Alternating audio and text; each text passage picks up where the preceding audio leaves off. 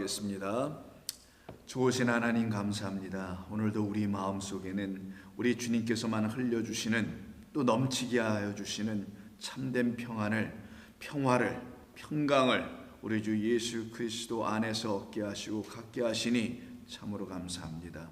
오늘 이 세상은 혼란스러울 것이며 이 세상은 번잡스러울 것이 분명히 맞으나 우리 주 예수 그리스도 안에 있는 평강의 말씀만은 우리를 온전케 하며 고요케 하며 주님을 바라보게 하는 귀한 하루로 살아가게 하실 줄로 믿습니다. 주시는 말씀은 우리의 영혼을 회복시키며 우리의 영혼을 범사에 강건하게 하는 말씀이 되게 하실 줄로 믿고 예수님의 이름으로 기도드립니다. 아멘. 자, 우리 하나님의 말씀 같이 나눕니다. 이사야 오늘은 47장 1절부터 7절까지입니다. 이사야 47장 1절부터 7절입니다. 우리 함께 읽겠습니다. 처녀딸 바벨론이여 내려와서 티끌에 앉으라. 딸 갈대하여 보좌가 없어졌으니 땅에 앉으라. 내가 다시는 곱고 아리따다 일컬음을 받지 못할 것임이라. 맷돌을 가지고 가루를 갈고 너울을 벗으며 치마를 걷어 다리를 드러내고 강을 건너라. 내 속살이 드러나고 내 부끄러운 것이 보일 것이라. 내가 보복하되 사람을 아끼지 아니하리라. 우리의 구원자는 그의 이름이 만군의 여호와 이스라엘의 거룩한 이시니라. 딸 갈대하여 잠잠히 앉으라. 흑암으로 들어가라. 내가 다시는 여러 왕국의 여주인이라 일컬음을 받지 못하리라. 전에 내가 내 백성에게 노하여 내 기업을 욕되게 하여 그들을 내 손에 넘겨주었거늘 내가 그들을 긍휼히 여기지 아니하고 늙은이에게 내 멍에를 심히 무겁게 메우며 말하기를 내가 영영이 여주인이 되리라 하고 이 일을 내 마음에 두지도 아니하며 그들의 종말도 생각하지 아니하였도다. 아멘. 자, 오늘 본문은 우리 늘 하나님의 진리의 말씀을 가르쳐 주시는 또 말씀입니다. 이 말씀은 우리 한 사람 한 사람을 하나님의 귀하고 복된 자녀로 삼아내시는 하나님의 간절한 소망과 뜻이, 그리고 더 나아가서는 계획이 담겨있는 예언의 말씀이며 이 예언의 말씀은 성도 한 분 한 분 안에서 다 성취되고 이루어져야 될 하나님의 살아있고 능력 있는 말씀이어야 하는 것입니다. 바로 그와 같은 말씀으로 우리가 이 말씀을 듣기 위해서 여러분들은 마음을 여시고 이 말씀을 주시는 살아계신 하나님 앞에서 이 말씀의 뜻을 온전히 분별하여 이 말씀대로 지어져가는 복된 시간 되기를 바랍니다. 자, 1절을 보게 되면 이런 말로 시작합니다. 처녀딸 바벨론이여 내려와서 티끌에 앉으라. 딸 갈대하여 보좌가 없어졌으니 땅에 앉으라 라고 말씀합니다. 이때 바벨론과 갈대아라는 그 어떤 지역 혹은 나라 제국을 말할 수 있겠죠. 이 어떤 무생물체입니다. 사람이 아닌데도 불구하고 바벨론은 나라일 수 있죠. 갈대아는 첼덴스라는 말이니까 바벨론 지역을 갖다가 갈대아 지역이라고 합니다. 이 갈대아인들이 살고 있는 그 지역에서 새로 세워진 그 왕국과 제국을 바벨론이라 하는 것인데, 이들을 놓고 전부 다 뭐라고 표현하냐면 처녀 딸이라고 합니다. 처녀는 곧 딸인 것과 뭐 크게 다를 바 없는 말일 수 있겠죠. 근데 그냥 단순한 딸이 아니라 아직 남자를 알지 못하는 딸이라는 의미에서의 처녀, 아직은 시집을 가지 못했다라는, 즉 신랑을 만나서 결혼하지 못했다라는 의미에서의 처녀입니다. 그 처녀를 바벨론이라 말하고 그 처녀를, 아직 신랑을 만나지 못한 처녀를 갈대아라라고 말합니다. 그러면 성경에서 처녀 혹은 딸, 아직 신랑을 만나지 못하여 예비 신부의 자리에서 신랑을 기다리고 있는 자들을 바벨론이라고 말하는 건데, 그러면 사실 바벨론은 사람이라는 것을 말하는 것이겠죠. 사람을 의인화하려고 지금 바벨론과 갈대아라고 사용한 것입니다. 그럼 우리가 역사 속에서 알고 있는 그 바벨론을 처녀딸이라고 한 것인가, 아니면 처녀딸은 이 바벨론만 혹은 갈대아인들만을 말하는 것이 아니라 이들은 이스라엘 백성들의 측면에서 볼 땐 이방인들입니다. 이 세상 사람들일 수 있을 것이겠죠. 그러면 이들이 정말 바벨론과 갈대아인들만 처녀딸이 될 수 있는가? 자, 같은 이사야 23장 12절을 보시게 되면 주변 10개 국가에 대해서 하나님의 심판의 경고의 메시지가 선포되는 곳인데요. 그때 시돈에 대해서 하나님께서 말씀하시는 겁니다. 자, 12절 이르시되 너 학대받은 처녀딸 시돈아 라고 말합니다. 이때 시돈은 또 학대를 받았다고 합니다. 학대를 받고 억압을 받고 박해를 받고 있는 상황, 눌림에 있는 상황의 딸을 시돈이라고 하네요. 그리고 그를 처녀라고 합니다. 그러면 바벨론도 처녀딸 시돈이고 갈대아인도 처녀딸이며 여기 시돈도 마찬가지로 처녀딸이 되겠네요. 근데 이 시돈의 딸에게는 무엇이라고 말하냐면은 너 학대받은 처녀딸 시돈아, 내게 다시는 희락이 없으리니 일어나 기띔으로 건너가라. 거기에서도 내가 평안을 얻지 못하리라 라는 말씀을 합니다. 이때 희락이 다시는 없으리니 라고 말하는 것은 지금 이들이 어떤 종류의 희락을 지금 누리고 있다는 걸 말하는 거겠죠. 근데 하나님께서는 그들이 누리고 있는 그 처녀딸들이란 시돈이 누리고 있는 그 희락은 하나님이 원하시는 희락도 아니고 기쁨도 아니라는 것이죠. 그들이 누리고 있는 기쁨과 평안, 평강, 희락은 하나님이 원하시는 것이 아니라고 말씀하며 그 밑에 13절에서 갈대아 사람의 땅을 보라 그 백성이 없어졌다라고 말하며 황무하다고 말합니다. 바로 그 갈대아도 그러니 같은 처녀딸이라는 것이죠. 그럼 처녀딸은 지금 시돈도 나오고요, 갈대아와 바벨론을 또 의미하기도 한다는 것입니다. 그럼 여기서 멈춰지나? 아닙니다. 처녀딸 시돈은 단순히 이방 나라들에 대한 말만이 아니라, 그들에 대한 이야기만이 아니라 이 땅의 모든 존재들에 대해서도 이야기하고 있다라는 거예요. 그래서 애굽에 관하여서도 이야기를 하고 있는, 경고해 주시고 있는 말씀인 예레미야 46장을 통해서도 보면은 이 애굽을 향하여서도 같은 말로 말씀하시기를 11절에서 처녀딸 애굽이여 길르앗으로 올라가서 유황을 취하라. 내가 치료를 많이 받아도 효력이 없어 낫지 못하리라. 내 수치가 나라들에 들렸고 내 부르짖음은 땅에 가득하였나니 용사가 용사에게 걸려 넘어져 둘이 함께 엎드려졌습니다 라고 말씀합니다. 전쟁 상황에서 패망하는 모습을 보여주는 것이죠. 죽임당하고 있는 군사들에 대한 이야기입니다. 근데 이들을 놓고 애굽이라고 하며 애굽을 처녀딸이라고 합니다. 자, 그러면 성경은 끊임없이 이와 같이 처녀딸을 지금 갈대아, 시돈, 그리고 바벨론 이렇게 말하며 더 나아가서는 애굽이라고도 합니다. 그러면 이 애굽에서 이 이야기가 멈추는 것인가? 예레미야 14장 17절 한번 보실까요? 예레미야 14장은 이스라엘 백성들을 향한 하나님의 경고의 말씀이며 그들에게 하나님이 보내시는 가문과 그리고 칼에 대한, 전염병에 대한 경고의 말씀을 주시는 것입니다.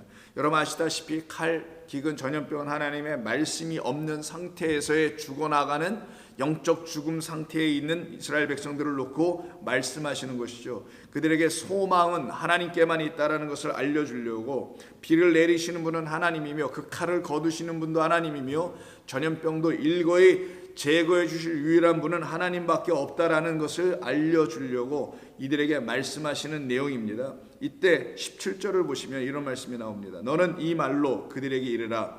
내 눈이 밤낮으로 그치지 아니하고 눈물을 흘리리니 이는 처녀딸 내 백성이라고 말합니다.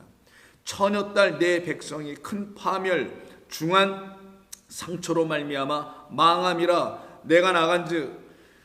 내가 들에 나간즉 칼에 죽은 자여, 내가 성읍에 들어간즉 기근으로 병든 자며 선지자나 제사장이나 알지 못하는 땅으로 두루 다니도다 라고 하는 말씀을 하십니다. 그때 이 처녀딸을 누구라고 하냐? 예루살렘 성에 있는, 유다 땅에 있는, 이스라엘에 있는, 그 가나안 땅에 있는 약속의 땅에 있다고 하는 그 이스라엘 백성들을 놓고 처녀딸이라고 지금 말하고 있다는 겁니다. 내 백성이라고 말합니다. 그러면 우리가 한번 정리해 볼 수 있습니다. 오늘 본문에서 말하는 처녀딸 바벨론, 갈대아서부터 시작해서 시돈으로 가고요, 애굽으로 넘어가고, 그리고는 결국 어디로 오냐? 예루살렘이라는 것입니다. 이스라엘 백성들이라는 것이죠. 결국 어디로 집중되며 궁극적으로 누구를 향하여 말씀하는 것이냐? 이 세상 모두를 말하는데 그 중에서도 하나님을 안다라고 하며 택함을 받았다고 하는 이스라엘 백성들을 향하여서 내 백성 처녀 딸이라고 하는데, 이들이 지금 상태가 죽어나가고 있고 상처를 입고 있고 두루 방황하고 유린하고 있는 상태라고 말합니다. 이 상태는 결국은 하나님의 말씀을 온전한 말씀으로 취하지 못하여 그들에게 하나님이 주시는 평강과 은혜와 진리가 있지 못함으로 그들이 갖고 있는 다른 어떤 것을 가지고 그것 때문에 지금 멸망하고 있다는 걸 얘기하는 거거든요. 그래서 결국은 이 땅은 멸망을 당합니다. 그 멸망에 대한 이야기를 아픔과 눈물로 표현하고 있는 것이 에레미야 애가인데, 1장 1절을 보시면 슬프다 이 성이여, 전에는 사람들이 많더니 이제는 어찌 그리 적막하게 앉았는고, 전에는 열국 중에 크던 자가 이제는 과부같이 되었고, 전에는 열방 중에 공주였던 자가 이제는 강제 노동을 하는 자가 되었도다 라고 하며 슬픔의 노래를 부릅니다. 이 에레미야 애가서를 통해서 하나님께서는 당신의 백성을 누구라고 부르시는지 한번 들어보시죠. 1장 6절입니다. 딸 시온의 모든 영광이 떠나가미요 라고 말합니다. 시온은 예루살렘 성전이 세워진 그 시온 산을 말하죠. 그 성에 있는 딸이니까 예루살렘의 모든 딸을 갖다가 처녀 딸이라고 하나님은 말씀하십니다. 이들에게는 영광이 다 떠나간 상태라고 말합니다. 이유는 2장 9절에서 말합니다. 성문이 땅에 묻히며 빗장이 부서져 파괴되고 왕과 지도자들이 율법 없는 이방인들 가운데 있으며 그 성의 선지자들은, 이때 그 성의 예루살렘 성의 선지자들은 시온 성이죠, 여호와의 묵시를 받지 못하는도다 라고 합니다. 여기서 중요한 말씀을 하십니다. 이스라엘 백성들은 율법이 있었습니다. 하나님의 말씀이라는 기록된 문자의 율법이 있었습니다. 그런데 그 율법은 하나님께서 당신이 친히 직접 그것이 무슨 뜻인지를 알려주시는 새로운 묵시로 그들에게 보여주시기 전에는, 묵시는 영원 속에 있는 하나님의 뜻과 계획이 어떤 것인지를 들추어 보여지는 것을 묵시라고 합니다. 단순한 환상을 말하는 게 아니라요, 그 여호와의 묵시를 선지자들이 받지 못하도다라는 것은 그들이 구하지 아니하였기 때문입니다. 구하지 아니하였기 때문에 그들이 받지 못하는 것이죠. 그래서 너희는 구하라 찾으라고 말씀하신 우리 주님의 말씀을 우리는 기억해야 합니다.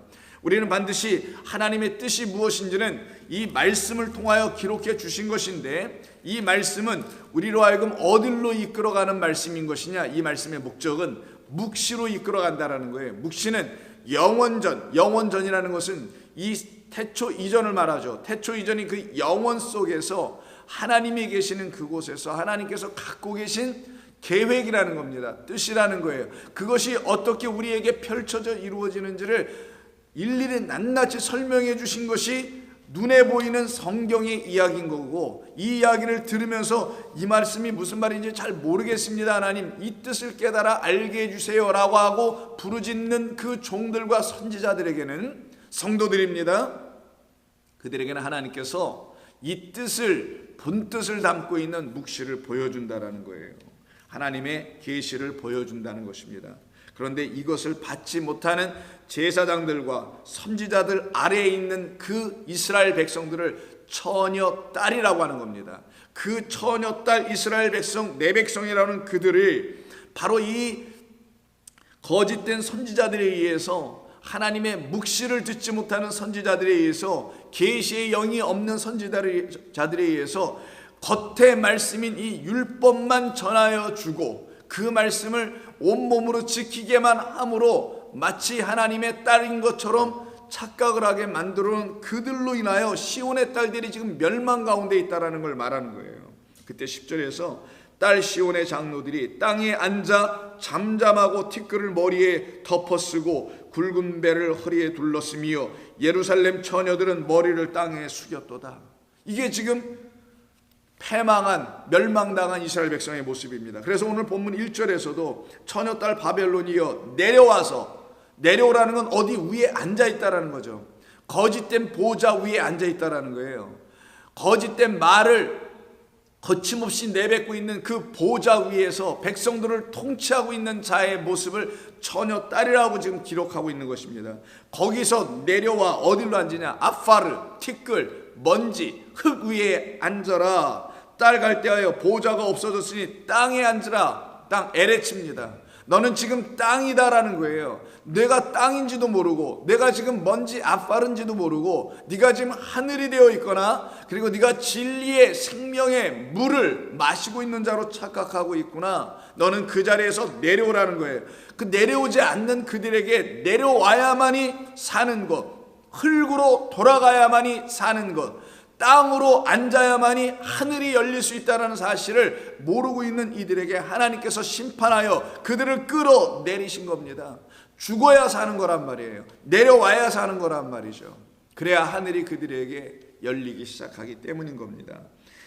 그때 11절에서 내 눈이 눈물에 상하며 내 창자가 끊어지며 내 간이 땅에 쏟아졌으니 이는 딸 내 백성이 패망하여 어린 자녀와 젖먹는 아이들이 성읍 길거리에서 기절함이로다.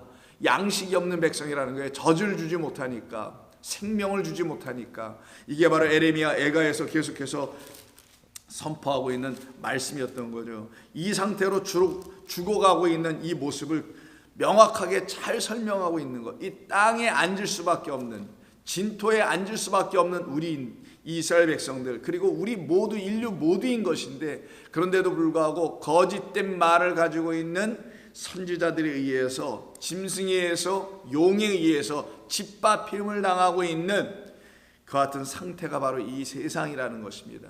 그 중에서 하나님께서 사랑하시는 자녀인 여러분들과 저를 몇몇을 불러내셔서 그 당신의 뜻, 영원 속에 담아놓으신 묵시를 우리에게 펼쳐 여러분의 눈과 마음으로 다 보고 깨달아 알게 하심으로 여러분들은 하나님이 찾으시는 그 온전한 처녀딸로 지금 만들어 가시는 줄로 믿습니다. 여러분은 이 사실을 깨달아 알아야 하는 것입니다. 이것이 여러분에게 깨달아 알게 될 때에 여러분은 감사하지 않을 수가 없는 거예요. 너무나 감사한 겁니다. 바로 내가 처녀딸이었는데 내가 간음하고 음행한 자의 삶의 자리에 있었다라는 걸 철저히 알고 거기서 나오게 하시는 일이기 때문에 이건 너무나 감사한 일이 아닐 수 없습니다. 그래서 이스라엘 백성들을 향하여 하나님께서 계속해서 말씀하시는 겁니다. 너희는 너희의 자리에서 내려오라라는 거예요. 그 자리가 무엇이냐? 율법을 붙들고 그것을 가지고 통치하고 그것을 가지고 자신을 통치하고 있는 그 상태를 말합니다. 그 상태에서는 율법이 내어주시는 참된 생명수, 진리의 말씀, 우리를 살아나게 하는 우리의 모든 가뭄과 기근을 멸절시키고 회파시키고 하나님의 생명의 말씀을 듣고 먹고 마심으로 우리의 영혼이 환하여지고 기쁨의 백성으로, 희락의 백성으로 다시 만들어가는 그 생명의 물, 말씀을 안으로 가져야 하는데 이걸 밖에 갖고 있으면 어떤 일을 행하게 되냐? 그 말씀을 자기들이 그 말씀을 통하여 취해야 될 말씀이 되는 것이 아니라 그 말씀을 지배하고 통치하는 자가 되더라는 거예요. 이게 바로 율법을 지키는 자들의 모습이었던 것입니다. 율법은 겉으로 지키는 게 아니라 율법은 생명의 말씀이에요. 그것은 하나님이 우리에게 안으로 흘려주실, 안에서 흘러 넘치게 할 생명수라고 비유로 말씀하시는 것처럼 우리 안으로 들어올 말씀인 것입니다. 이 문자의 말씀은 우리 안으로 들어올 수가 없어요. 그러나 하나님의 진리의 말씀은 여러분 안으로 들어오게 되어 있습니다. 근데 이 안으로 들어오지 않는 말씀을 갖고 있으면 그 자를 누구라고 하냐? 바로 하나님의 말씀에서 떠난 자라고 하는 겁니다. 그리고 그 말씀을 오히려 자기들의 삶을 이루기 위한 어떤 도구로 취하여 그 말씀을 지배하기 시작하더라는 거예요. 그 말씀을 자기가 관장하기 시작하더라는 것이죠. 그 말씀이 그 한 영혼 한 영혼을 지배하고 통치하고 다스려야 되는데 이건 뭐 주객이 바뀌어가지고 인간이 하나님의 말씀을 통치하고 다루기 시작하더라는 거예요. 그걸 갖다가 율법주의라고 하는 겁니다. 율법주의는 바로 율법을 가지고 지키는 것, 하나님께 잘 지켜서 해드리는 것처럼 몸을 영광을 돌리는 것처럼 겉으로는 그렇게 보여지나 사실은 자기들이 율법을 총괄하고 통치하고 자기들의 손아귀 안에서 주물르고 있는 것을 말하는 거예요. 그래서 율법이 이런 거야, 하나님의 뜻이 이런 거야 그렇고 이걸 통치하여 율법을 다스려서 이렇게 하라 저렇게 하라 이게 맞는 것이다라고 백성들과 자기들 자신들의 삶에 적용하여 풀어나가는 것을 율법을 지배하는 자라는 거예요. 그래서 너희는 율법을 지배하는 그 통치자의 자리에 앉아있구나. 거기서 내려와 티끌로 돌아가라. 너는 흙이니 흙으로 돌아가라. 흙은 생명 없음을 말하는 거예요. 너 죽은 자여, 죽어야 너는 그곳에서 죽은 자가 되어 있어야 내가 너희를 살릴 것이다. 하나님 그래서 요한계시록 17장에서요, 오늘 본문이 말씀하고 있는 것처럼 처녀딸 갈대하여 처녀딸 바벨론이여 내려와라 라고 말씀하신 그 말씀이 무슨 뜻인지를 요한계시록 17장과 18장에서 이렇게 말씀해 줍니다. 17장 1절 또 일곱 대접을 가진 일곱 천사 중 하나가 와서 내게 말하여 이르되 이리로 오라. 많은 물 위에 앉은 큰 음녀가 받을 심판을 내게 보이리라.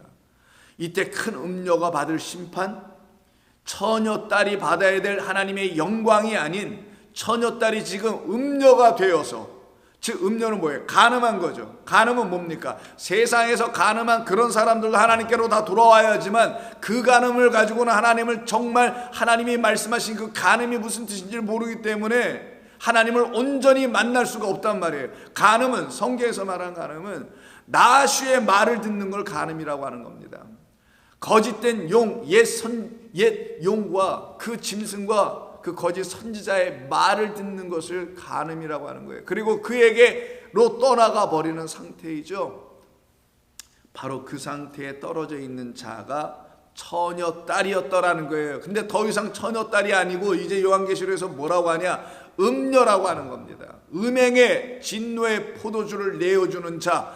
왜? 자기도 그걸 마셨으니까. 그것만이 생명이라고 생각하여 그걸 내어주는 자가 지금 어디에 앉아있다고 하냐? 많은 물 위에 앉아있다고 합니다. 물은 앉을 곳이 아닙니다. 물 위에 누가 앉을 수가 있어요? 물 위에 앉으면 다 빠져 죽는 겁니다. 그래서 물 위에 앉았다는 말 자체가 빠져 죽어 있다라는 걸 말하는 거예요. 물은 우리 안으로 들어와야 하는 거지 우리가 물 위에 앉을 게 아니란 말이에요. 물은 뭔가? 하나님의 말씀이라는 겁니다. 하나님의 말씀을 비유 상징한 게 물입니다. 그 물 위에 앉았다는 건 그 물 위에 앉은 자가 하나님의 말씀을 지배하고 통치하고 다스리고 있다라는 거거든요. 이게 이스라엘 백성의 반역죄였던 겁니다. 이게 이스라엘 백성이 하나님을 떠난 모습을 그리고 있는 것이었죠. 이게 지금의 교회들도 이럴 수 있다는 것을 명심해야 합니다. 하나님의 말씀은 우리를 섬기는 말씀이에요. 섬긴다는 건 당신이 우리에게 왕이 되어 들어오시겠다는 걸 말하고, 왕의 나라는 우리를 통치합니다. 무엇으로? 세상의 왕의 나라와는 달리 진리의 말씀과 평강의 말씀으로 우리를 통치하십니다. 그럼 우리가 받는 것은 뭐겠어요? 진리와 은혜와 평강과 긍휼과 사랑을 받겠죠. 그것을 받지 못하고 그 말을 지배하고 있는 자, 인간의 생각과 마음으로, 그래서 많은 물 위에 앉은 너 음녀여 거기서 내려와라 라고 말씀하신 거예요. 어딜로? 흙으로 돌아가라는 것입니다. 그리고는 이에 대해서 말씀하시기를 땅의 임금들도 그와 더불어 음행하였고 땅에 사는 자들도 그 음행의 포도주에 취하였고 라고 말씀합니다. 바로 이 존재를 누구라고 말하냐? 5절에서 그 이름에, 그 이마에 이름이 기록되었으니 비밀이라, 큰 바벨론이라. 아니, 비밀이라고 해놓고 큰 바벨론이라고 하면 비밀이 풀어진 거잖아요. 그럼 비밀이 안 되겠네요. 그런데 이건 진짜 비밀이라는 거예요. 근데 비밀이다, 바벨론이란 말 자체가 비밀이다라는 뜻입니다. 바벨론이 아니라는 거죠.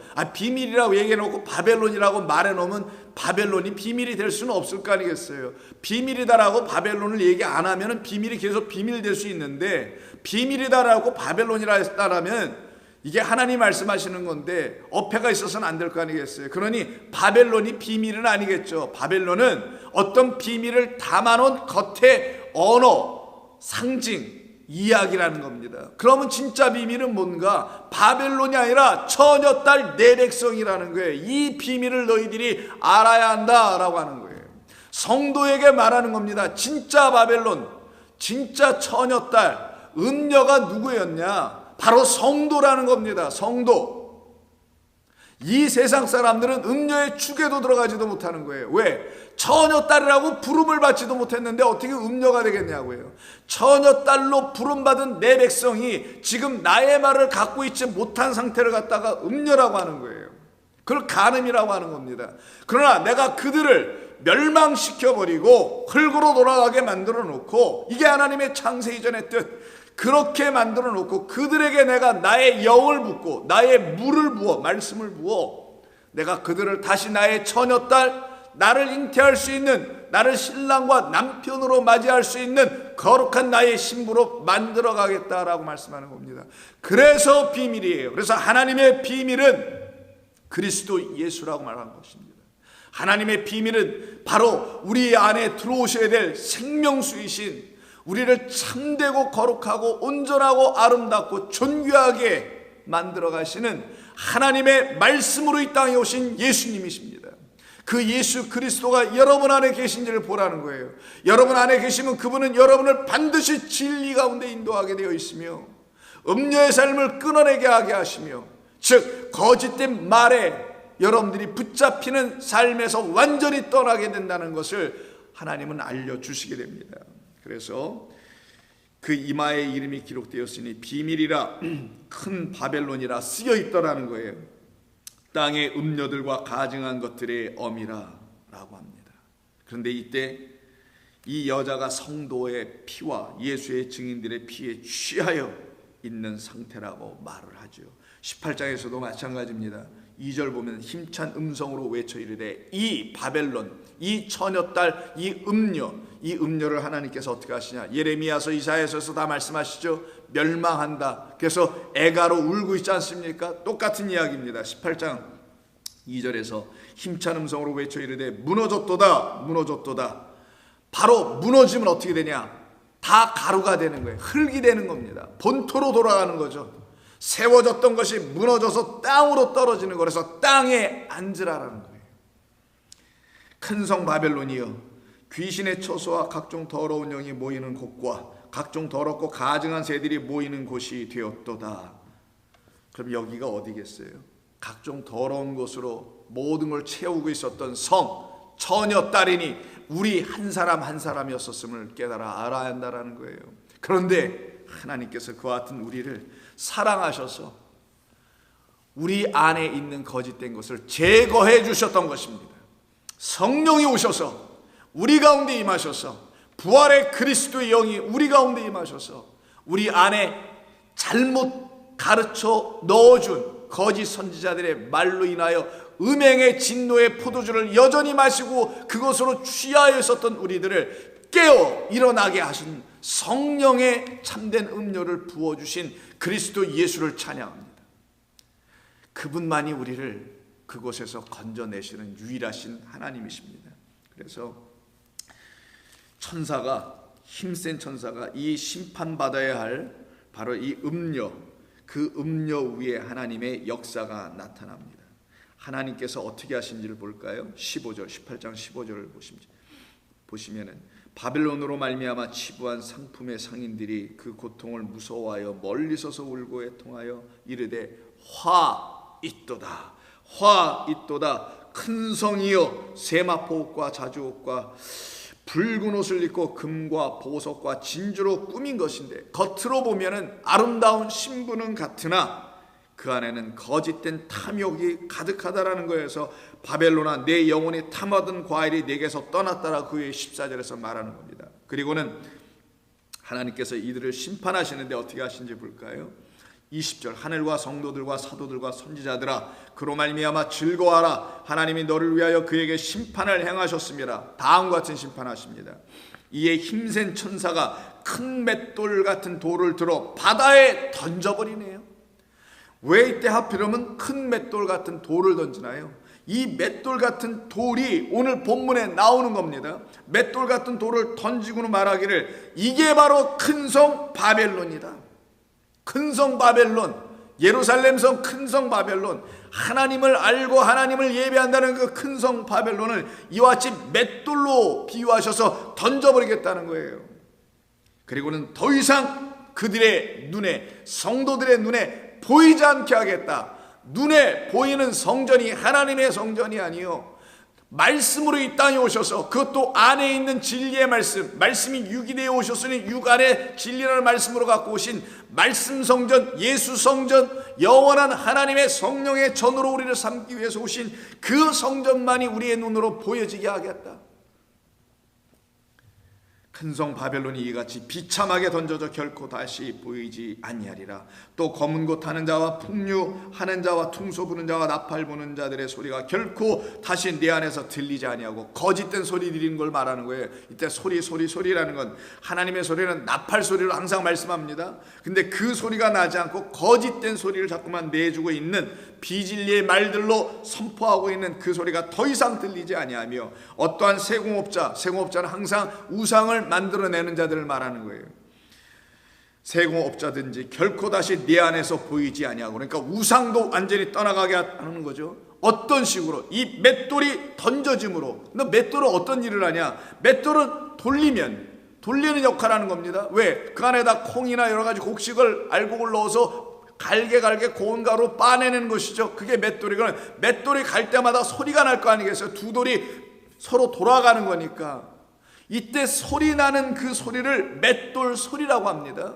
그 맷돌 소리가 결코 내 안에서 들리지 않게 하겠다. 거짓된 돌 두 개의 판으로 돌리는 걸 말하는 겁니다.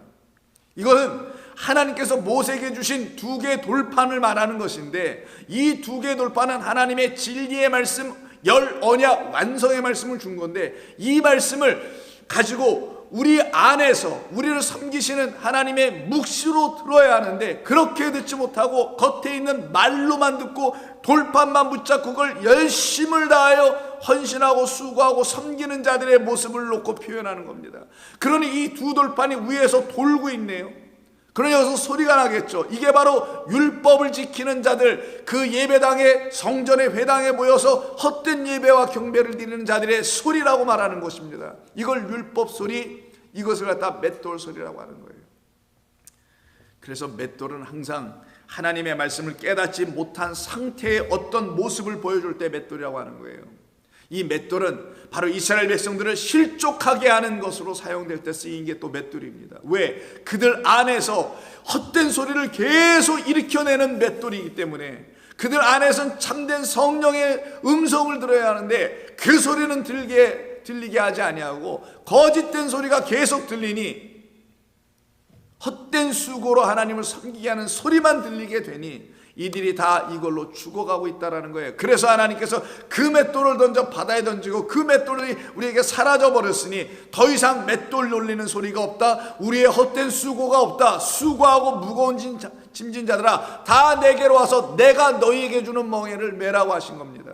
그런데 이 멍에를 매지 않고 거짓된 맷돌이라는 멍에를 그들 목 위에 올려놨다라는 거예요. 이게 이스라엘 백성들이 했던 일입니다. 이게 지금의 교회들이 하고 있는 일일 수 있다는 것을 여러분 반드시 알아야 합니다. 그래서 하나님 말씀합니다. 누가복음 17장에서 우리 주님께서 이런 말씀하시는 거예요.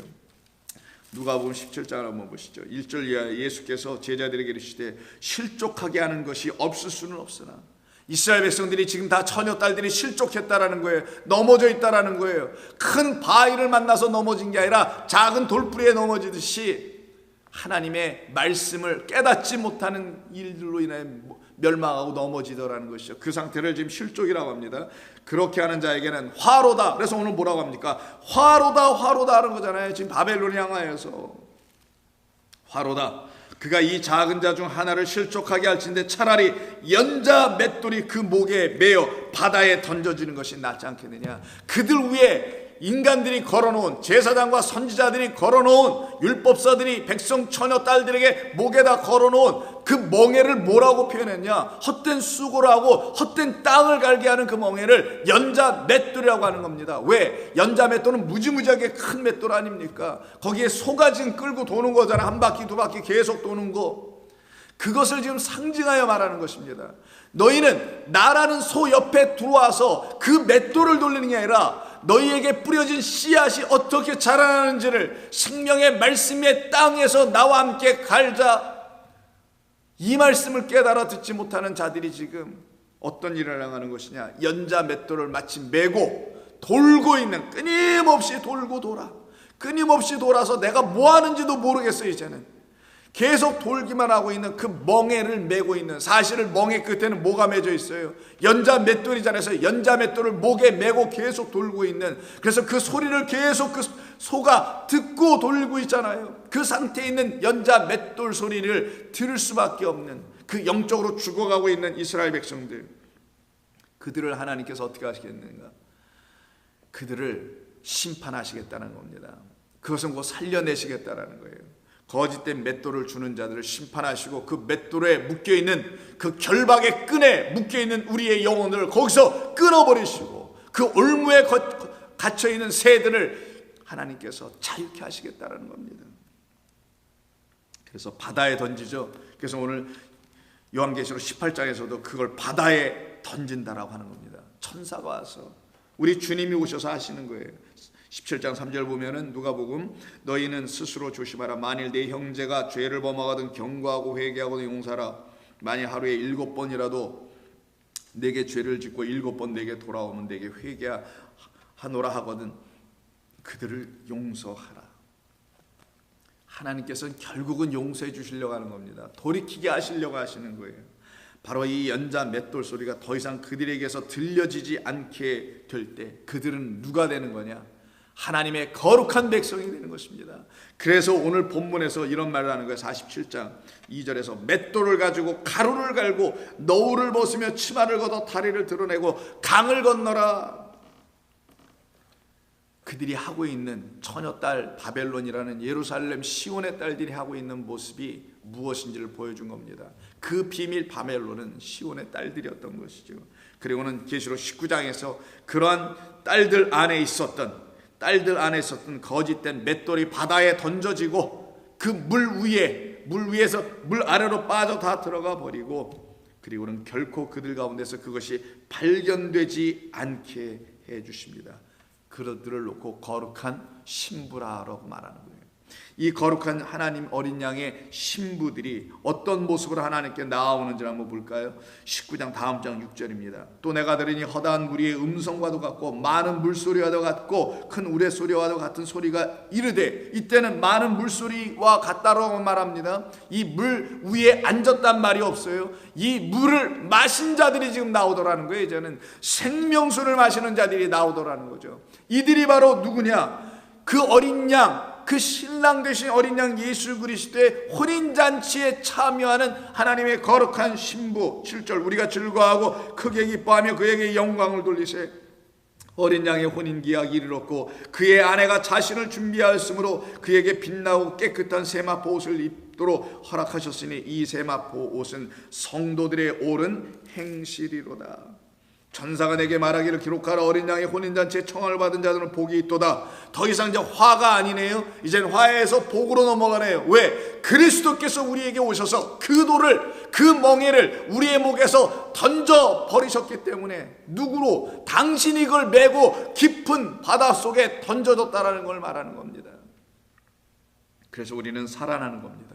우리는 그로 인하여 살아난 겁니다. 그의 죽음으로 우리는 생명을 얻은 자들이 된 것을 말하는 겁니다. 이들만이 복되도다. 또 내게 말하되 이들은 하나님의 참되신 말씀들이다. 예수의 증언과 하나님의 말씀을 가진 자들이죠. 이들은 21장 새하늘과 새 땅에 있는 하나님의 말씀의 자리에서 하나님이 내주시는 참된 생명의 물 위에 앉는 게 아니라 그 물을 마시는 자들이 됩니다. 그들의 기갈이 해갈되는 순간입니다. 하나님의 백성으로 다시 거듭나 살아나는 시간이죠. 그래서 21장 계시록 21장 5절의 이하에서 보좌에 앉으신 이가 이르시되 보라 내가 만물을 새롭게 하노라 하시고, 또 이르시되 이 말은 신실하고 참되니 기록하라 하시고, 또 내게 말씀하시되 이루었도다. 나는 알파와 오메가요 처음과 마지막이라. 내가 묵시의 근원이며 계시의 영이며 그 너희들은 나로 인하여 다 살아날 것이다. 그리고 하시는 말씀이 처음과 마지막이라. 내가 생명수 샘물을 목마른 자에게 값없이 주리니 이것을 마시고 이기는 자는 이것들을 상속으로 받으라. 나는 그의 하나님이 되고 그는 내 아들이 되리라. 그러니 하나님의 백성들은 이 생명수를 날마다 마시는 삶에서 한치도 벗어나지 아니하고 하나님의 말씀 안에 거하는 자들로 살아가게 됩니다. 그래서 요한계시록 마지막 22장 17절에서 성령과 신부가 말씀하시기를 오라 하시는도다. 듣는 자도 오라 할 것이요 목마른 자도 올 것이요 또 원하는 자는 값없이 생명수를 받으라. 그것을 우리 안에다 넣으라는 겁니다. 생명수는, 하나님의 말씀은 우리 안에 있어야 할 말씀입니다. 우리 밖에 있어야 될 말씀이 아니죠. 그래서 한때 우리는 모두 다 하나님의 말씀을 우리 안으로 갖지 못하였다라는 것을 인정해야 합니다. 그것은 무슨 말씀인가? 하나님의 말씀이 나를 섬겨주는 말씀이 되지 못했었다라는 걸 알았어야 된다는 거예요. 하나님을 내가 섬기는 자에서 하나님의 말씀이 나를 섬기는 자의 삶으로 바뀌는 것이 물 위에 앉은 자에서 물을 생명의 말씀으로 마시는 자로 거듭나는 것을 말하고 바뀐 것을 말합니다.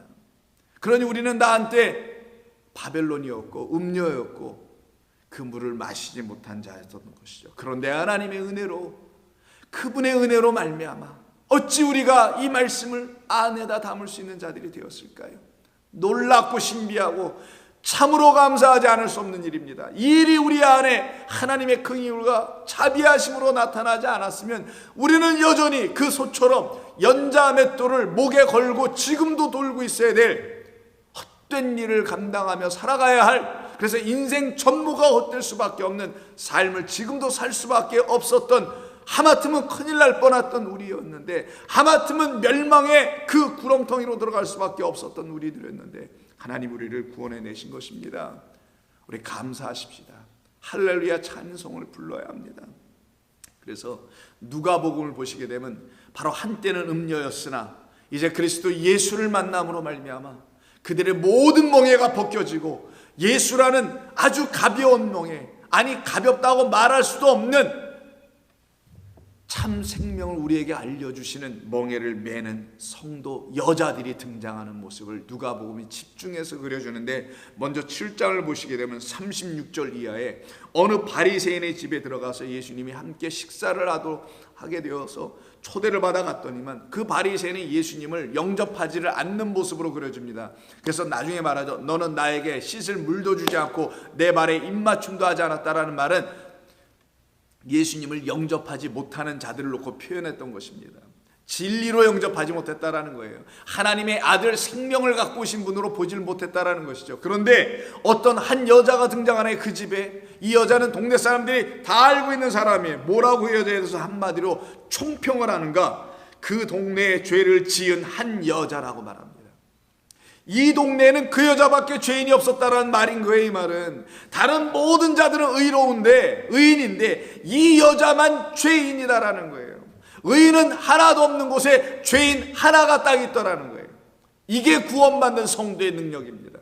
이 세상 의인은 하나도 없는데 나는 죄인이구나 라는 걸 깨달은 그 여인처럼 여러분들이 그것을 깨달아 알았을 때 바로 그 죄인을 찾으러 오신, 건강하지 못한 나를 찾아오신 우리 주 예수 그리스도를 신랑으로 다시 만나는 역사가 일어나게 되는 것입니다. 그래서 죄를 지은 한 여자가 있어 예수께서 바리새인의 집에 앉아 계심을 알고 향유 담은 옥합을 가져와서 그것을 깨기 전에 예수님 발 뒤에 가서 서서 울며 눈물로 그 발을 적시고 머리털로 닦고 그 발에 입을 맞추는, 향유를 마지막에 붓는 한 처녀에 대한 이야기가 나옵니다. 이가 진짜 처녀입니다. 이는 세상에서 처녀가 아닐 수 있습니다. 이 세상에서 손가락질 받을 수 있는 어떤 사람의 모습으로 살았을 것입니다. 그러나 하나님이 찾으시는 모든 죄인을 대표한 한 여자에 불과했던 것입니다. 그런데 그 대표가 하나님의 음성을 들으니 나오더라는 거예요. 여러분들이 바로 하나님의 음성을 들으니 나오더라는 거예요. 그리고는 여러분들이 갖고 있는 향유 옥합, 그것이 바로 하나님이 여러분들에게 주신 선물이란 말이에요. 그리스도 예수라는 생명이라는 것이에요. 그것을 나는 이렇게 받았습니다. 그래서 내가 당신에게 돌려드릴 수 있는 내 안에 있는 향기, 그리스도라는 당신의 향기는 이거밖에 없네라고 그것을 다시 내놓는 여자만이 그의 짝이라는 겁니다. 왜? 예수는 그리스도라는 진리의 말씀을 향기로 이 세상에 발산하러 오신 분인데 그 향기를 맡고 내 안에 그 향기가 들어오네, 이렇게 호흡하여 스며들어오네, 생명의 새 호흡을 갖기 시작한 그 여인이 내놓는 것도 그리스도의 향기였다라는 거예요. 그러니 둘이 짝이네. 그래서 예수는 그 여인에게 신랑이 되는 겁니다.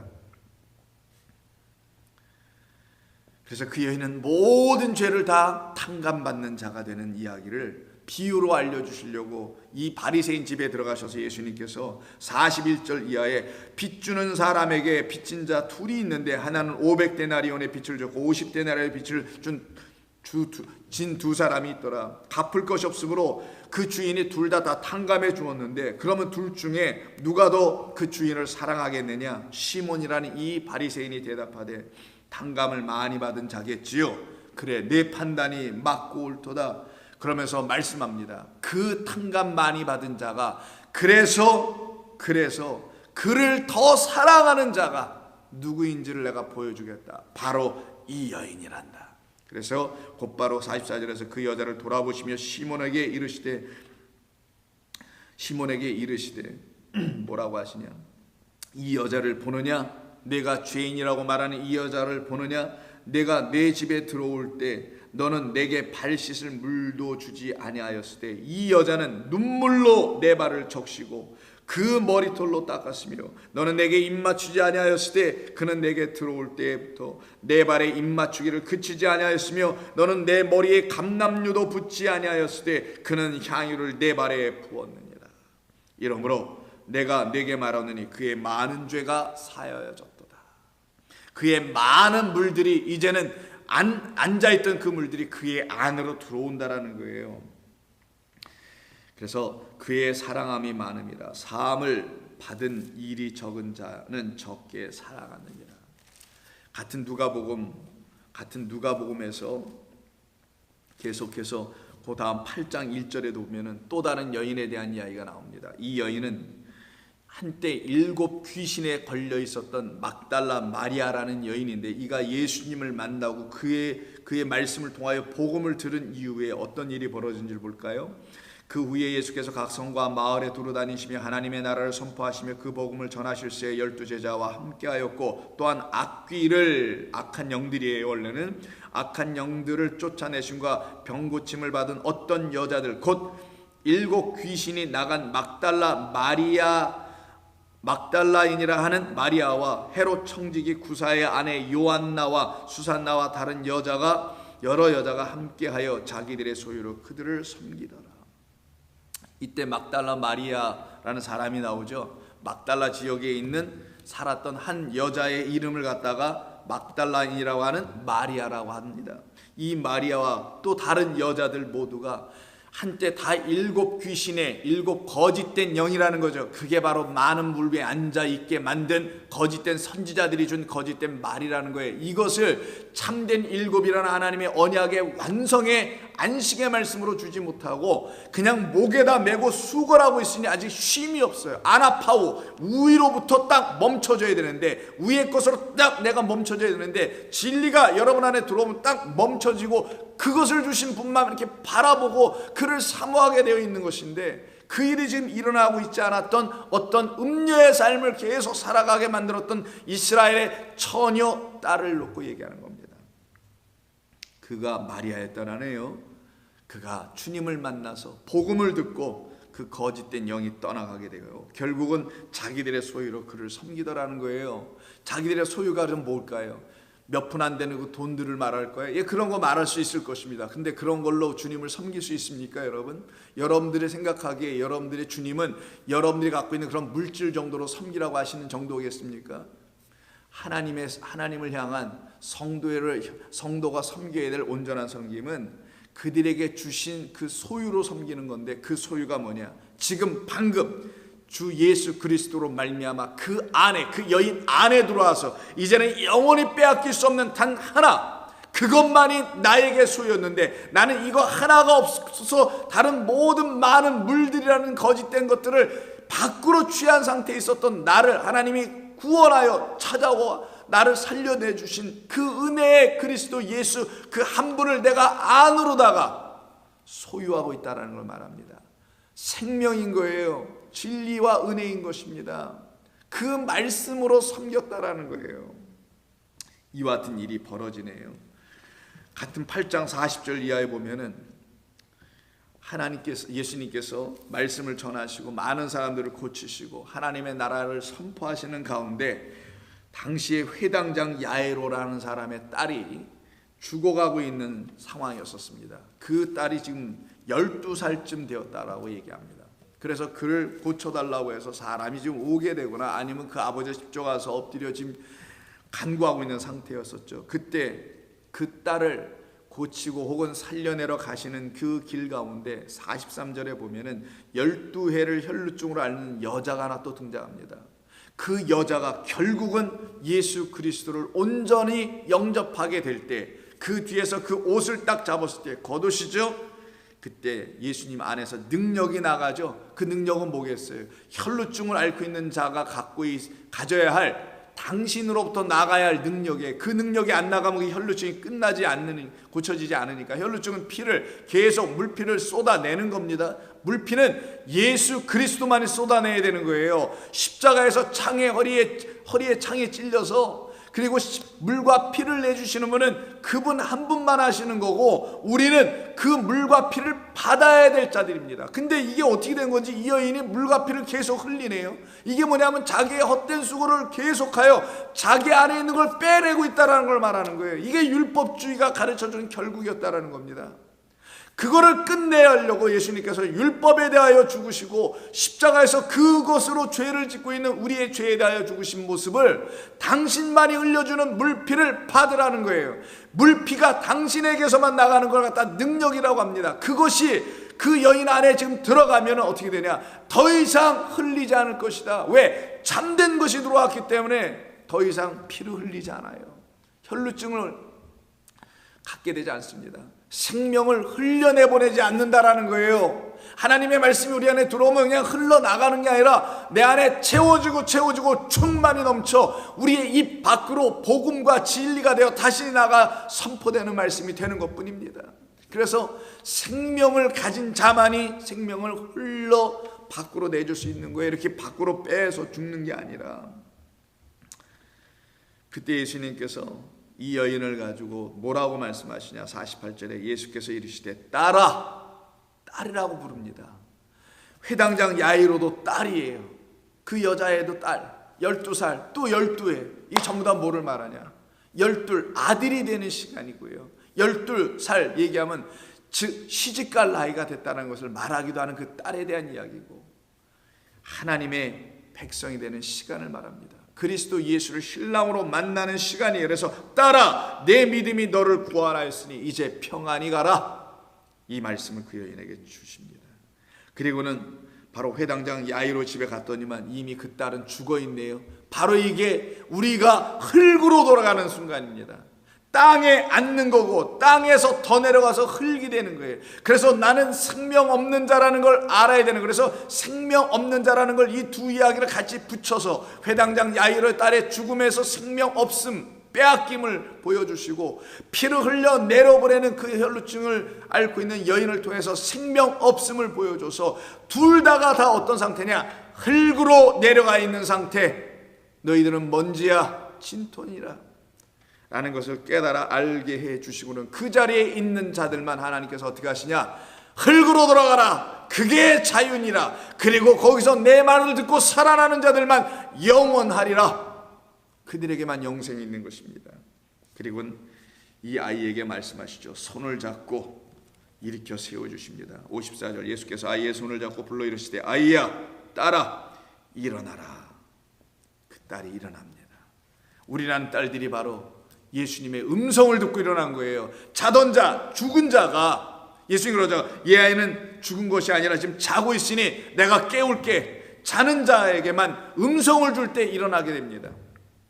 죽은 자는 못 일어나죠. 음성을 줘도. 근데 하나님의 말씀을 듣기 위하여 듣지 못해서 지금 잠자고 있는 흑암 가운데, 눈을 감고 있으니 깜깜한 흑암 가운데 던져져 있는 그 상태에 있는 백성들에게 우리 주님이 찾아와서 흑암에 앉은 백성들이 큰 빛을 보았도다 라고 말하는 그 스불론 땅에 있는 그 백성들을 찾아오셔서 지금 하나님이, 우리 주님이 하시는 일이 뭐냐, 잠자는 자에게 말씀을 들려주시는 겁니다.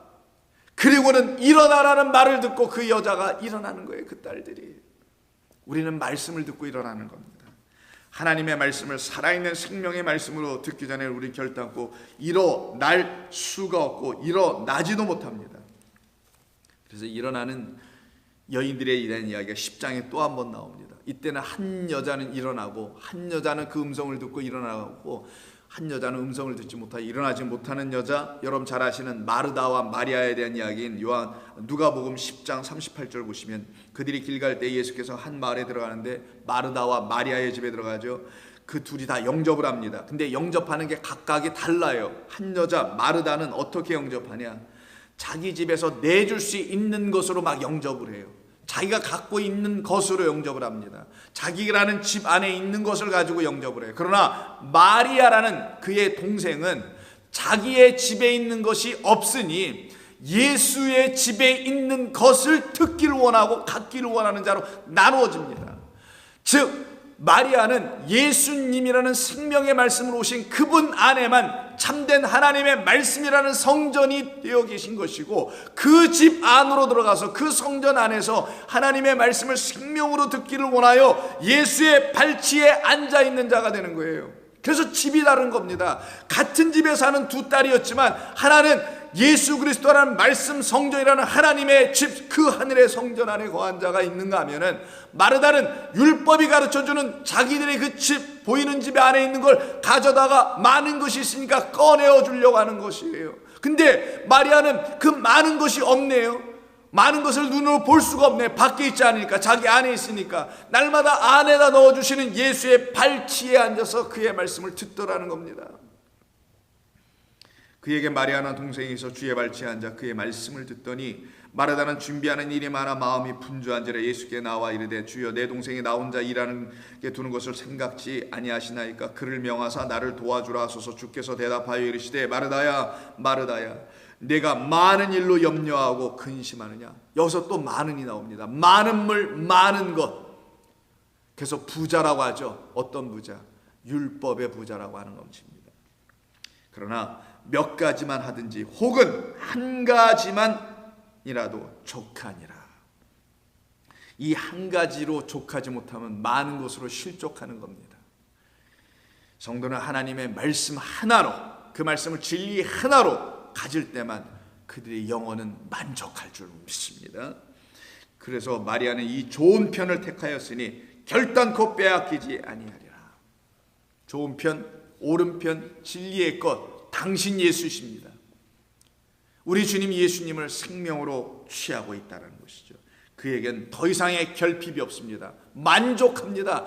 그의 은혜로 만족하는 것이죠. 그의 은혜로 우리는 충만하여지기 때문인 것입니다. 바로 이와 같은 일에 그 마리아, 이 마리아를 낳은 이 마리아가 지금 예수 그리스도의 발밑에 앉아서 생명의 말씀을 계속 안에다 넣고 있잖아요. 그 마리아하고 같은 이름을 갖고 있는 바로 그 예수님을 이 온 세상의 구주로 낳은 마리아가 있죠. 누가복음 1장 27절입니다. 다윗의 자손 요셉이라 하는 사람과 약혼한 처녀에게 이르되, 그 처녀의 이름은 마리아라. 처녀딸이 드디어 나오네요. 바벨론이란 처녀딸, 시돈이란 처녀딸, 애굽화되어 있는 처녀딸, 이 세상으로 가르치고 있는 예루살렘 성전에서 잘못된 처녀의 딸이 되어 있었던 우리 한 사람 한 사람을 상징하고 있는 또 다른 처녀딸이 하나 등장하는데, 그 처녀딸에게는 하나님의 영이 임하더라는 거예요. 성령이 임하더라는 거예요. 그에게 들어가 이르되, 은혜를 받은 자여 평안할지어다. 주께서 너와 함께 하시도다. 처녀가 그 말을 듣고 놀라 이런 일이 어찌 이런 인사가 어찌함인가 생각하며 천사가 이르되, 마리아여 무서워하지 말라. 하나님께 은혜를 입었느니라. 보라, 내가 너 두고 처녀인 내가 너라는 처녀 딸이 이제 잉태하여 아들을 낳으리니 그 이름은 예수라. 그러니 이 아들을 성령으로 말미암아 갖게 되는 이 마리아에게서 나온 자가 그리스도 예수 생명의 말씀이었다라는 것이며, 그 생명의 말씀의 발밑에 앉았던 자가 마르다의 여동생이라고 하고 있는 또 다른 마리아니, 그 예수의 발치에 앉아있던 마리아는 진짜 성경에 말하려고 한 마리아, 예수를 잉태해야 할 마리아, 어떤 예수를? 진리의 생명의 말씀으로 잉태해야 할 그 마리아. 그래서 진리의 하나님의 말씀으로 나의 영혼을 살리는 그 한 가지가 그 여인에게 결핍되지 않았을 때 그는 더 이상 음료가 아니요 하나님이 찾으시는 시온의 딸, 내가 너에게 장가 들겠다라고 하는 그 시온의 딸이 되는 것입니다. 그들은 전부 다 예수 그리스도를 낳은 자들, 다른 말로 하면 예수 그리스도로 말미암아 하나님의 말씀을 잉태하여 그 말씀이 내 안에서 자라서 그 말씀을 낳을 수 있는 자들, 그들은 하나님의 자녀라고 하는 것입니다. 그래서 오늘 본문에서 그 처녀딸을 다시 하나님께서 부르십니다. 뭐라고 부르시냐? 너는 너의 부끄러움을 다 드러내라. 내가 들춰내겠다라는 거예요. 그리고 내가 너희를 온전히 다시 삼으시겠다는 겁니다. 그 끝에 너희들은 이렇게 알게 될 거라는 거예요. 47장 4절. 우리의 구원자는 그의 이름이 만군의 여호와 이스라엘의 거룩한 이시니라. 이것을 다 고백하게 하시겠다는 겁니다. 얼마나 감사한 일입니까? 딸 갈대하여 잠잠히 앉으라. 흑암에 들어가라. 그게 바로 무저갱으로 들어가는 겁니다. 우리 안에 거짓된 것들이 빠져나와서 그 무저갱 안으로 들어가 하나님이 닫아버리시는 거고, 그리고 우리 안에 다시 그리스도 예수 만왕의 왕께서 찾아오셔서 진리의 말씀으로 1000년 동안 왕노릇 하시는 겁니다. 나를 진리의 백성으로 지금 인생 전모를 바꿔가고 계시는 지금의 시간이 여러분들이 살아가고 있는 믿음의 여정인 것입니다. 그걸 1000년 왕국이라고 하는 거예요. 갈대 딸이여 잠잠하라. 흑암에 앉아 흑암으로 들어가라. 내가 다시는 여러 왕국의 여주인이라고 말하지 않겠다. 이 게브라트라는 말인데 이것은 이기다 승리하다는 뜻에서 나온 말이에요. 내가 더 이상 이긴 자라고 내가 말하지 않겠다. 내가 세상을 이기었노라. 나로 너는 승리하는 것이지 너로 승리하는 것이 아니라는 것을 가르쳐 주는 거예요. 전에 내가 내 백성에게 노하여 내 기업을 욕되게 하여 그들을 너의 손에 넘겨주었거늘 내가 그들을 긍휼히 여기지 아니하고 늙은이에게 다 멍에 연자맷돌을 씌웠으나 나는 너에게 말한다. 너는 내가 다시 지을 것이다. 내 손으로 지을 것이다. 그러니 흙으로 돌아가라. 땅으로 내려가라. 두려워하지 말라. 염려하지 말라. 흙이 되는 것을 염려하지 말라. 죽는 것을 염려하지 말라. 죽어야 사느니라. 죽은 자들 위해 내 영을 부을 것이기 때문이라. 잠자는 야일의 딸에, 죽어있는 그 딸에 내가 음성을 보내어 살리리라. 성도 여러분 믿으십시오. 여러분이 죽어있는 자가 되어 있으면 반드시 하나님의 음성이 들려집니다. 죽어있는 자는 하나님의 말씀을 듣지 못했다는 것을 인정하며 내가 음녀였다라는 것을 철저히 깨달아가는 시간을 경험하는 겁니다. 그래서 마지막으로 요한복음 8장에 보시면 가늠하다 붙잡힌, 그것도 현장에서 현장 범으로 붙잡힌 한 여자를 데리고 오는 이야기가 나오죠. 8장 1절. 예수께서는 감난산으로 가시니라. 아침에 다시 성전으로 들어오시니 백성이 다 나온지라 앉으사 그들을 가르치시더니 서기관들과 바리새인들이 음행 중에 잡힌 여자, 한마디로 줄이면 음녀입니다. 계시록에 있는 그 음녀죠. 음녀를 끌고 와서 가운데 세우고 예수께 말하되 선생이여 이 여자가 가늠하다 현장에서 붙잡혔나이다. 모세는 율법에 이러한 여자를 돌로 치라고 명령하였는데 선생은 어떻게 말하겠습니까? 그들이 이렇게 말하면 고발할 조건을 얻고자 예수를 시험함이라. 자, 율법이 복음을 시험하고 있는 겁니다. 예수께서 몸을 굽히사 손가락으로 땅에 쓰시니, 땅에 쓰십니다. 뭔가를 그들이 묻기를 맞이 아니하는지라. 이에 일어나 이르되 너희 중에 죄 없는 자가 먼저 돌로 치라 하시고 다시 몸을 굽혀 손가락으로 땅에 쓰시니 그들이 이 말씀을 듣고 양심의 가책을 느껴 어른으로 시작하여 젊은이까지 하나씩 하나씩 나가고 오직 예수와 그 가운데 섰는 여자만 남았더라. 예수라는 그 남자가 드디어 부모를 떠나 그 여자와 한 몸이 되려고, 합하여 한 몸을 이루려고 지금 모든 자는 떠납니다. 그리고 죄인이 아닌 자가 그 자리에 있었는데, 스스로 죄인이 아니라고 생각하는 자들이 있었는데 그들은 다 떠나고 죄인이라고 생각하는 자만 남아있어요. 예수님 옆에는 의인은 설 수가 없습니다. 예수님 옆에는 누가만 오는 것이냐? 그 옆자리에는 죄인만 오는 것입니다. 그래서 이 떠난 자들은 자기들의 의로 떠나는 거예요. 그 양심이라는 자기들의 또 다른 마지막 보루, 자기들의 의의 마지막 보루가 양심 아닙니까? 그 양심을 가지고 또 떠납니다. 그러나 그것마저도 없는 자가 있었어요. 양심마저도 들고 나올 수 없는 자가 있습니다. 그게 바로 이 여자 여러분이어야 합니다. 양심마저도 들고 나올 수 있는 양심조차도 없는 자, 아무것도 하나님 앞에서 선한 것이라고는 가질 수 없어서 그 무리와 함께 떠날 수가 없었던 자, 그래서 현장에서 붙잡혀 예수님 앞에 앉아있음이, 이 땅에 앉아있음이, 흙으로 돌아가 있는 이 여자만이 복되도다라는 거예요. 갈 때는 오직 주님밖에 없습니다. 그의 품밖에 없습니다.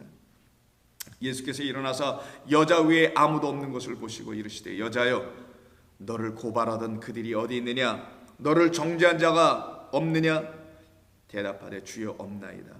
예수께서 이르시되, 나도 너를 정죄하지 아니하노니 가서 다시는 죄를 범하지 말라.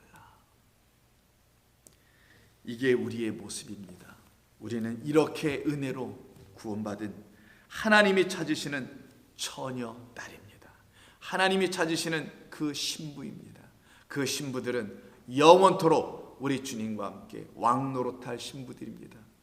그와 같은 은혜가 여러분 모두에게 있을 때 거짓된 멍에와 그 맷돌이 떠나 깊은 바다에 던져지게 될 것이며, 더 이상 여러분 안에선 맷돌 소리, 여러분의 수고로 갈아냈던 그 소리들은 다 없어지게 되며, 하나님께서 우리에게 들려주시는 참된 은혜의 말씀을, 진리의 말씀으로 이 땅에 오신 그리스도 예수로 다시 들려지는 소리가 될 때 여러분은 그 안에서 평안을 누리시게 될 줄로 믿습니다. 그와 같은 하루가 되기를 주의 이름으로 부탁합니다.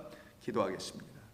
우리 주님 고맙습니다. 주님이 아니고서는 우리에게 참된 은혜와 진리를 주실 분은 이 세상에 그 어디에도 있지 않습니다. 오직 주님뿐이십니다. 오직 나를 살리시고 나를 영원한 당신의 신부로 만드신 우리 주님 외에는 아무도 없음을 고백합니다. 감사합니다. 주님의 은혜가 아니었으면 용서받을 길도 없었고 생명의 말씀을 들을 기회도 없었던 그와 같은 우리들을 주님 사랑해 주셔서 은혜 베풀어 주셔서 다시 건져 주셨사오니 우리가 어찌 음녀의 길로 걸어갈 수 있사오리까? 이제는 주의 말씀으로 살아난 종들로 살게 도와 주시옵소서. 예수님의 이름으로 기도하옵나이다. 아멘.